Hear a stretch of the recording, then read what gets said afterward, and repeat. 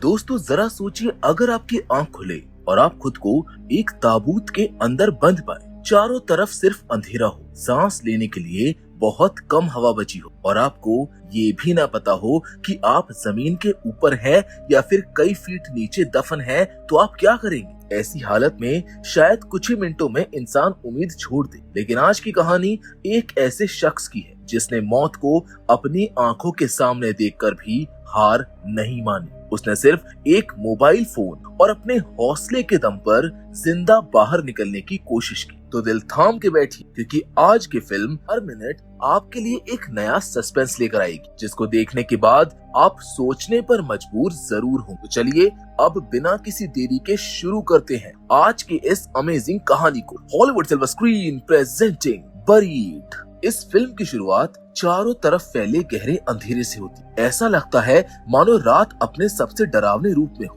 कुछ पल तक कुछ भी दिखाई नहीं देता है, लेकिन धीरे धीरे हमें एक आदमी नजर आता है जो लकड़ी के एक ताबूत जैसे बॉक्स के अंदर बंद पड़ा होता है। उसके मुंह पर पट्टी बंधी होती है और दोनों हाथ रस्सियों से जकड़े हुए होते हैं। वो ना तो ठीक से बोल सकता है और ना ही किसी से मदद मांग सकता है। उसकी हालत देखकर ही अंदाजा लगाया जा सकता है कि वो कितनी बड़ी मुसीबत में फंस चुका है। कुछ देर की मशक्कत के बाद वो किसी तरह अपने मुंह की पट्टी हटाने में कामयाब हो जाता है। पट्टी हटते ही वो जोर जोर से मदद के लिए चिल्लाने लगता है, लेकिन उसकी आवाज सुनने वाला वहाँ पर कोई नहीं था। सबसे डरावनी बात ये थी कि उसे खुद नहीं पता था कि वो जमीन के ऊपर है या फिर नीचे दफन है। चारों तरफ सिर्फ अंधेरा था। तभी उसे अपनी जेब में रखा एक लाइटर मिलता है। अब जैसे ही वो उसको जलाता है, ताबूत के अंदर हल्की सी रोशनी फैल जाती है। उसी रोशनी में उसे एक छोटा सा चाकू दिखाई देता है। वो तुरंत उसको उठाता है और किसी तरह अपने हाथों की रस्सियां काटकर खुद को आजाद कर लेता है। अब उसके हाथ और मुंह दोनों खुल चुके थे। वो पूरी ताकत लगाकर ताबूत का ढक्कन खोलने की कोशिश करता है। वो बार बार धक्का देता है, जोर लगाता है, लेकिन उसकी हर कोशिश बेकार साबित होती। ताबूत अपनी जगह से 1 इंच भी नहीं हिलता। तभी अचानक उसे किसी चीज के वाइब्रेट होने की आवाज सुनाई देती। वो घबराकर आवाज की दिशा में देखता है और पता चलता है कि उसकी पैंट की जेब में एक मोबाइल फोन रखा हुआ है। उम्मीद की एक किरण देखकर वो तुरंत फोन निकालता है, लेकिन उसे देखकर वो और भी ज्यादा हैरान रह जाता है। वो फोन उसका अपना नहीं था। इतना ही नहीं, उसमें मौजूद सारी भाषा किसी मुस्लिम कंट्री की लग रही थी, पर फिर भी वो बिना समय गवाए इमरजेंसी नंबर डायल करता है। अब खुशनसीबी से कॉल लग जाती है। दूसरी ओर से एक औरत फोन उठाती है। पॉल घबराई हुई आवाज में कहता है कि मेरा नाम पॉल कॉनरॉय है, मैं इराक में ट्रक ड्राइवर हूँ। मुझे किसी ने जिंदा ताबूत में बंद करके दफना दिया है। मैं सांस भी नहीं ले पा रहा हूँ। प्लीज किसी तरह मुझको यहाँ से बाहर निकालिए। उसकी बात सुनकर इमरजेंसी ऑपरेटर भी घबरा जाती है, लेकिन कुछ ही सेकंड्स के बाद वो बताती है कि कॉल अमेरिका के एक छोटे से इलाके में पहुंची है, जबकि पॉल इराक में है, इसीलिए वो उसकी सीधे मदद नहीं कर सकती है। अब ये सुनते ही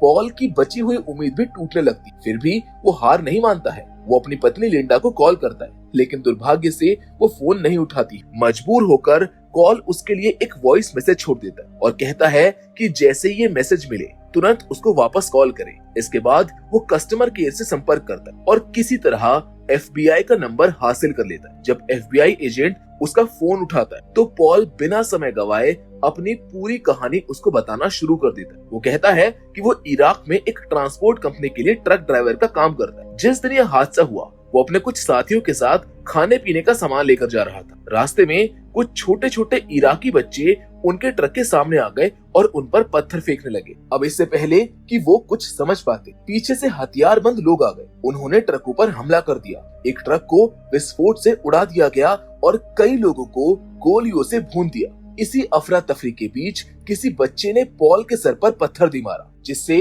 वो वहीं पर बेहोश होकर गिर पड़ा। और जब उसकी आंखें खुली तो उसने खुद को इस ताबूत के अंदर कैद पाया। उसे नहीं पता था कि हमलावर कौन थे, उन्होंने उसको जिंदा क्यों छोड़ा और आखिर उसे इस तरह जिंदा दफनाने के पीछे उनका मकसद क्या था। लेकिन एक बात साफ थी, अगर जल्द ही कोई मदद नहीं पहुंची तो इस ताबूत के अंदर ही उसकी सांसें हमेशा के लिए थम जाएगी। लेकिन तभी अचानक पॉल के मोबाइल का नेटवर्क गायब हो जाता है। ये देखकर वो बुरी तरह घबरा जाता है। वो पूरे ताबूत के अंदर फोन को इधर उधर घुमाने लगता है, सिर्फ इस उम्मीद में कि शायद कहीं से सिग्नल मिल जाए। कुछ देर के बाद आखिरकार उसको नेटवर्क मिल जाता है। पॉल बिना 1 सेकंड गवाए दोबारा कॉल मिलाता है, लेकिन इस बार कॉल किसी दूसरे नंबर पर लगती जहां उसे सिर्फ वॉइस मैसेज छोड़ने के लिए कहा जाता है। अब इससे पहले कि वो कुछ बोल पाता, फोन का सिग्नल फिर से चला जाता है। अब पॉल पूरी तरह निराश हो चुका था। उसको लगने लगा था कि शायद अब कोई भी उसकी मदद नहीं कर पाएगा। तभी उसको याद आता है कि उसके फोन पर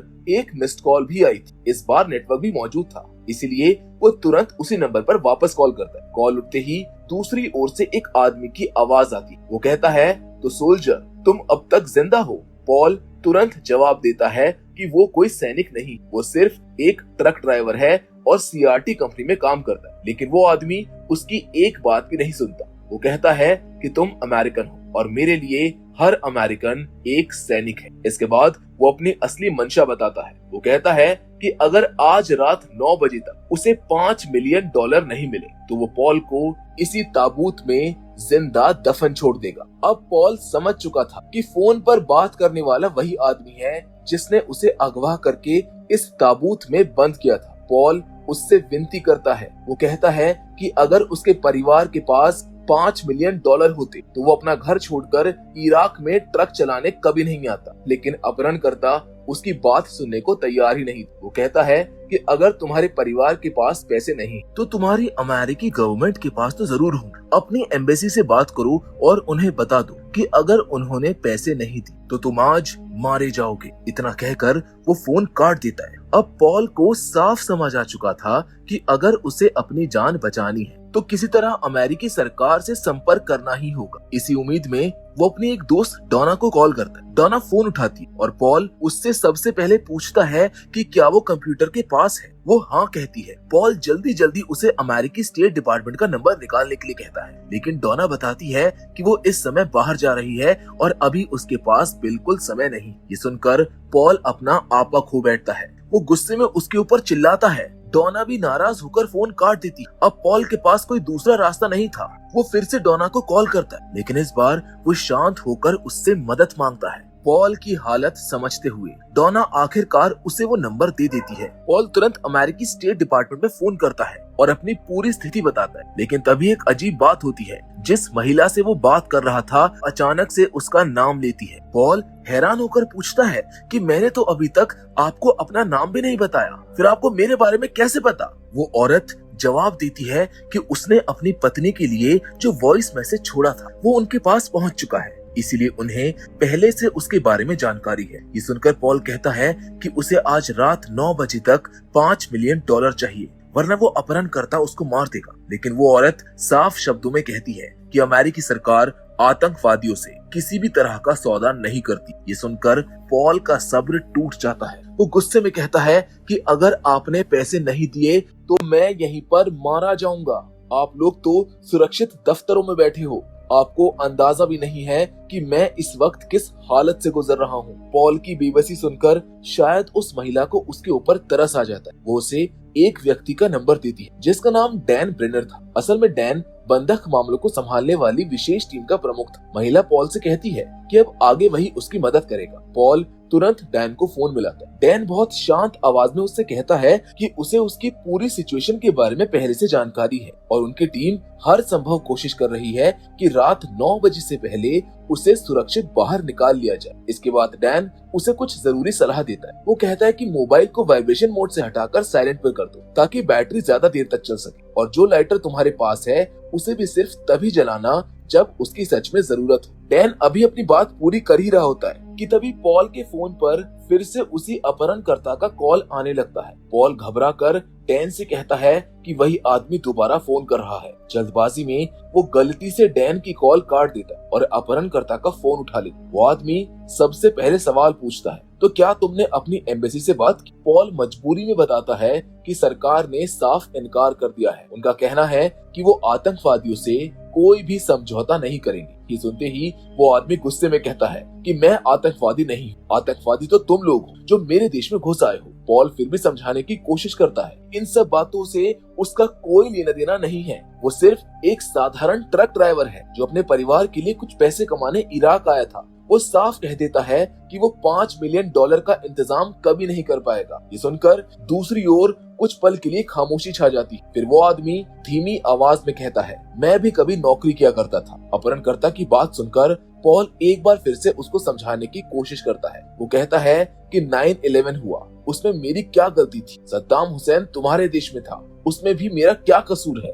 लेकिन वो आदमी गुस्से में जवाब देता है कि अमेरिकियों ने उनके देश पर कब्जा कर लिया, उनके लोगों पर जुल्म किया और उनकी जमीन को तबाह कर दिया। उसके मुताबिक जो कुछ भी इराक के साथ हुआ उसकी जिम्मेदारी अमेरिका की थी। पॉल फिर से कहता है कि उसका इन सब से कोई लेना देना नहीं, वो सिर्फ एक मामूली ट्रक ड्राइवर है जो अपने परिवार का पेट पालने के लिए यहाँ पर काम करने आया है। वो ये भी बताता है कि उसकी कंपनी इराक में नई इमारतें बना रही है ताकि वहाँ के लोगों को रोजगार मिल सके। लेकिन अपहरणकर्ता उसकी बात काटते हुए कहता है कि जिस देश को पहले तुम लोगों ने बर्बाद किया, अब उसी को दोबारा बनाकर एहसान जता रहे हो। इसके बाद वो पॉल को एक नया ऑर्डर देता है। वो कहता है कि उसे एक वीडियो रिकॉर्ड करना हो जिसमें वो अपनी सरकार से फिरौती के पैसे देने की गुहार लगाए। पॉल जवाब देता है कि उसकी सरकार कभी भी $5 मिलियन नहीं देगी। ये सुनकर अपहरणकर्ता रकम घटाकर $1 मिलियन कर देता है। फिर वो बताता है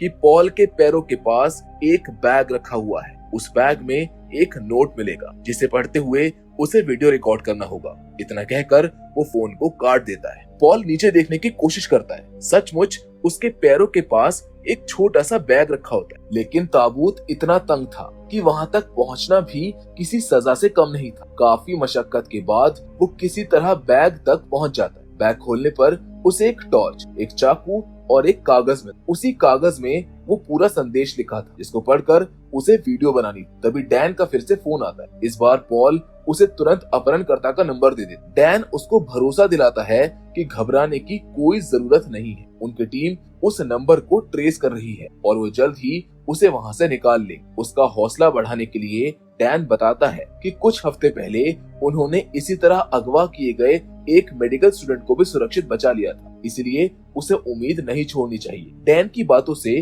पॉल को थोड़ी हिम्मत तो मिलती है, लेकिन उसके मन का डर अब भी खत्म नहीं हुआ था। इसके बाद वो अपनी माँ को फोन करता है, लेकिन उसकी माँ की मानसिक हालत ठीक नहीं थी। वो अपने ही बेटे को पहचान नहीं पाती, पर फिर भी पॉल घबराई हुई आवाज में कहता है, मॉम, मैं आपसे बहुत प्यार करता हूँ, शायद ये मेरी आखिरी कॉल हो। अपनी माँ से बात करते करते उसकी आंखों से आंसू निकल आते हैं। अब उसी दौरान अचानक से उसके फोन पर एक फोटो आती है। ये फोटो उसी अपहरणकर्ता ने भेजी थी। तस्वीर में एक महिला के सर पर बंदूक तनी हुई थी। पॉल घबराकर तुरंत उसको फोन करता है और उससे उस महिला को छोड़ देने की गुहार लगाता है। वो कहता है, उसे मत मारो, उसके 2 छोटे छोटे बच्चे हैं। लेकिन दूसरी ओर से जो जवाब आता है वो और भी दर्दनाक था। वो आदमी कहता है, मेरे भी 5 बच्चे थे, लेकिन अब उनमें से सिर्फ एक ही जिंदा बचा है। फिर वो पॉल को आखिरी चेतावनी देता है, अगर उसने 2 मिनट के अंदर वीडियो रिकॉर्ड नहीं किया तो वो उस महिला को मार देगा। इतना कहकर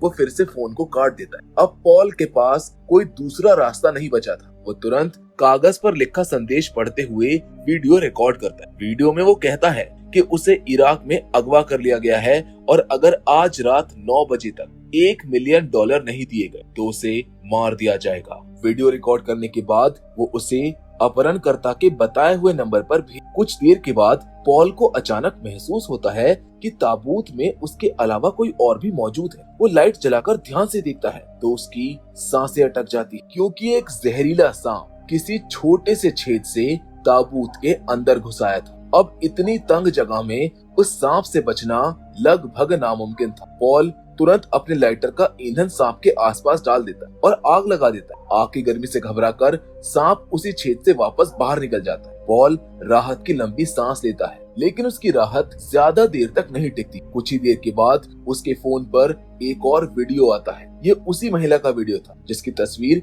उसे पहले भेजी गई थी। वीडियो में वो औरत रोते हुए कहती है कि उनकी सरकार ने उनकी मदद करने से इनकार कर दिया है। अपहरणकर्ताओं ने अपनी 3 शर्तें रखी थी, लेकिन उनकी सरकार ने एक भी शर्त मानने से इनकार कर दिया है। इतना कहते ही वीडियो में वही आदमी उस महिला को गोली मार देता है। ये खौफनाक दृश्य देखकर पॉल बुरी तरह टूट जाता है। वो डर और सदमे से उल्टियां करने लगता है। अब उसे लगने लगा था कि अगर उस महिला को कोई नहीं बचा पाया तो उसकी मदद भी शायद कभी नहीं पहुंचेगी। इसी बीच डैन का एक बार फिर से फोन आता है, लेकिन इस बार उसके सवाल अलग थे। वो पॉल से पूछता है कि तुमने वो वीडियो क्यों बनाया जिसमें तुमने अपनी सरकार से पैसे मांगे हैं। डैन बताता है कि अपहरणकर्ताओं ने ये वीडियो इंटरनेट पर अपलोड कर दिया है, हजारों लोग उसको देख चुके हैं। असल में उन्होंने पॉल से वो वीडियो इसीलिए बनवाया था ताकि सरकार पर जनता का दबाव बनाया जा सके और फिरौती की रकम वसूल की जा सके। इसके बाद डैन एक बार फिर से उसको दिलासा देता कि उनकी टीम लगातार उसकी तलाश कर रही और वो बहुत जल्द उसके पास पहुंचने वाले हैं। लेकिन अब पॉल का भरोसा पूरी तरह टूट चुका था। वो गुस्से में कहता है, तुम मुझे सिर्फ झूठी तसल्ली दे रहे हो। तुम उस औरत को भी नहीं बचा पाए, जबकि उसके लिए भी अपहरणकर्ताओं ने 3 शर्तें रखी थी। अगर उसे नहीं बचा सके तो मुझे कैसे बचाओगे? पॉल की बात सुनकर डैन समझाने की कोशिश करता है। वो कहता है कि जिस महिला की बात पॉल कर रहा है उस मामले की पूरी सच्चाई उन्हें नहीं पता। उन्हें ये भी नहीं मालूम कि उसने वीडियो में ऐसा क्यों कहा था। इसके बाद डैन बताता है कि उनकी टीम लगातार अपहरणकर्ताओं के फोन की लोकेशन ट्रैक कर रही है, लेकिन अभी तक उसकी सही जगह का पता नहीं चल पाया है। फिर भी वो पॉल को भरोसा दिलाता है कि वो उसके काफी करीब पहुंच चुके हैं। अब इसी दौरान पॉल को दूर से अजान की आवाज सुनाई देती। वो तुरंत डैन से कहता है कि मेरे आसपास कहीं पर मस्जिद है, मुझे अभी अभी अजान सुनाई दी। ये सुनकर डैन खुश हो जाता है। वो कहता है कि ये उनके लिए बहुत बड़ा सुराग है और अब उन्हें यकीन है कि वो सही दिशा में बढ़ रहे हैं। लेकिन तभी एक जोरदार धमाका होता है। धमाके की वजह से ताबूत के ऊपर की लकड़ी का एक हिस्सा टूट जाता है और उस छेद से तेजी से रेत अंदर गिरने लगती। पॉल समझ जाता है कि अगर उसने उस छेद को तुरंत बंद नहीं किया तो कुछ ही मिनटों में वो जिंदा रेत में दफन हो जाएगा। वो तुरंत अपने कपड़े का एक टुकड़ा फाड़कर उस छेद में ठूस देता है। कुछ देर के लिए रेत गिरना रुक जाती है। तभी उसकी नजर घड़ी पर पड़ती है। समय हो चुका था रात के 8, यानी अपहरणकर्ता की दी हुई समय सीमा खत्म होने में अब सिर्फ 1 घंटा बचा था। लेकिन जिस कपड़े से उसने छेद बंद किया था वो भी अब धीरे धीरे अपनी जगह से खिसकने लगा था और रेत फिर से अंदर आने लगी। उसी वक्त डैन का एक और फोन आता है। वो बताता है कि जो धमाका पॉल ने अभी सुना था वो उनकी एयरफोर्स की बमबारी थी। संभव है कि उसी हमले में अपहरणकर्ता मारा गया हो। डैन एक बार फिर से कहता है कि उनकी टीम अब पॉल से बहुत ज्यादा दूर नहीं है, लेकिन अब तक पॉल पूरी तरह टूट चुका था। उसने लगभग जीने की उम्मीद छोड़ दी थी। रेत लगातार ताबूत में भरती जा रही थी। अब उसका लगभग पूरा शरीर रेत में दब चुका था। सिर्फ उसका सर और थोड़ा सा सीना ही बाहर दिखाई दे रहा था। वो अपने सीने पर लाइटर रखकर हल्की सी रोशनी करता है ताकि अंधेरे में खुद को संभाल सके। इसी बीच वो बार बार अपनी पत्नी लिंडा को फोन मिलाने की कोशिश करता है, लेकिन हर बार फोन आउट ऑफ रीचेबल बताता है। तभी अचानक उसके फोन पर फिर से उसी अपहरणकर्ता का कॉल आता है। इसका मतलब साफ था कि वो आदमी अभी भी जिंदा था। फोन उठाते ही वो पूछता है कि मेरे पैसे कहाँ पर हैं? पॉल बेबस होकर कहता है कि उसे कुछ नहीं पता, सरकार ने कोई पैसे नहीं दिए। ये सुनकर अपहरणकर्ता एक और खौफनाक मांग रखता है। वो कहता है कि अपनी एक उंगली काटो, उसका वीडियो बनाकर मुझको भेजो, तभी तुम्हारी सरकार को लगेगा कि मामला सच है और शायद वो पैसे दे दे। इस बार पॉल साफ इनकार कर देता है। तब वो आदमी उसको धमकी देता है, अगर तुमने ऐसा नहीं किया तो तुम्हारे घर में खून बहेगा। और सबसे डराने वाली बात ये थी कि उसे पॉल के घर का भी पता मालूम था। ये सुनते ही पॉल तो बुरी तरह घबरा जाता है। अब उसे अपनी जान से ज्यादा अपने परिवार की चिंता होने लगती। वो तुरंत अपनी पत्नी को फोन करता है, लेकिन इस बार भी वो फोन नहीं उठाती। मजबूर होकर पॉल उसे एक वॉइस मैसेज भेज देता है। वो कहता है, लिंडा, किसी भी हालत में घर से बाहर मत निकलना, प्लीज अपना ख्याल रखना। इसके बाद पॉल अपने मुंह में कपड़ा दबाता है और भारी दिल से अपनी एक उंगली काट देता है। दर्द से उसकी चीख निकल जाती है। वो कांपते हाथों से उसका वीडियो रिकॉर्ड करता है और अपहरणकर्ता को भेज देता है। अब दर्द और खून बहने की वजह से उसकी हालत और भी खराब हो चुकी थी। कुछ देर के बाद उसे अचानक ऊपर से रोशनी दिखाई देती। उसको लगता है कि आखिरकार बचाव दल ताबूत तक पहुंच गया है, लेकिन अगले ही पल पता चलता है कि ये सिर्फ उसकी कल्पना थी। असलियत में वो अभी भी उसी ताबूत में कैद था। कुछ देर के बाद आखिरी बार डैन का फोन आता है। वो उत्साहित होकर कहता है कि पॉल, हमने तुम्हें ढूंढ लिया है, हिम्मत मत हारो, हम बस ताबूत तक पहुंचने ही वाले हैं। इधर रेत लगातार ताबूत में भरती जा रही थी। उसी समय आखिरकार पॉल की पत्नी लिंडा का फोन आता है। वो रोते हुए पूछती है कि पॉल, तुम कहाँ पर हो? जल्दी घर वापस आ जाओ, मैंने टीवी पर तुम्हारी खबर देखी है, तुम ठीक तो हो ना? पॉल टूटे हुए दिल से कहता है कि वो ठीक है, वो उसको भरोसा दिलाता है कि अमेरिकी टीम उसको बचाने वाली है और वो जल्द ही घर लौट आएगा। इसके बाद वो अपनी पत्नी से सिर्फ एक बात कहता है, आई लव यू, जिसके बाद वो फोन को काट देता है। अब उसकी पूरी उम्मीद सिर्फ डैन पर टिकी हुई थी। उधर डैन और उसकी टीम तेजी से जमीन खोद रहे थे और कुछ ही पलों के बाद डैन खुशी से चिल्लाता है, पॉल, हमें ताबूत मिल गया है, अब हम इसे खोल रहे हैं। ये सुनकर पॉल की आंखों में फिर से उम्मीद लौट आती, लेकिन अगले ही पल डैन की आवाज बदल जाती। वो सदमे में कहता है कि ओ माय गॉड, ये पॉल नहीं है, ये मार्क वाइट है। यानी जिस ताबूत को उन्होंने खोज निकाला था उसमें पॉल नहीं बल्कि कोई और व्यक्ति दफन था। ये सुनते ही पॉल की आखिरी उम्मीद भी टूट जाती। डैन भारी आवाज में सिर्फ इतना कह पाता है, पॉल, आई एम सॉरी, हम तुम्हें बचा नहीं पाए। अब रेत पूरी तरह ताबूत के अंदर भर चुकी। धीरे धीरे वो पॉल के चेहरे तक पहुंच जाती और कुछ ही सेकंड्स में पूरा ताबूत रेत से भर जाता है और चारों तरफ सिर्फ अंधेरा रह जाता है। यही पॉल हमेशा के लिए उसी ताबूत में जिंदा दफन हो जाता है, जिस दर्दनाक अंत के साथ ये फिल्म यहीं पर खत्म हो जाती। दोस्तों, ये सिर्फ एक सर्वाइवल फिल्म नहीं थी, बल्कि उम्मीद, बेबसी और इंसानी सिस्टम की नाकामियों को बेहद दमदार तरीके से दिखाने वाली कहानी है। इसका अंत शायद आपको अंदर तक झकझोर दे, क्योंकि हम शुरू से यही उम्मीद कर रहे थे कि शायद अंत में पॉल बच जाएगा, लेकिन ऐसा नहीं हुआ। पॉल की किस्मत ने उसका साथ नहीं दिया। वेल, ये एक बहुत शॉकिंग एंडिंग, पर फिर भी अगर आपको ये वीडियो अच्छी लगी हो तो इसको लाइक जरूर करें, हमारे चैनल को सब्सक्राइब करें और हमें कमेंट में बताएं कि इस फिल्म का कौन सा सीन आपको सबसे ज्यादा भावुक कर गया। बाकी मिलेंगे आपसे एक और नई इंटरेस्टिंग कहानी के साथ, पर तब तक के लिए धन्यवाद।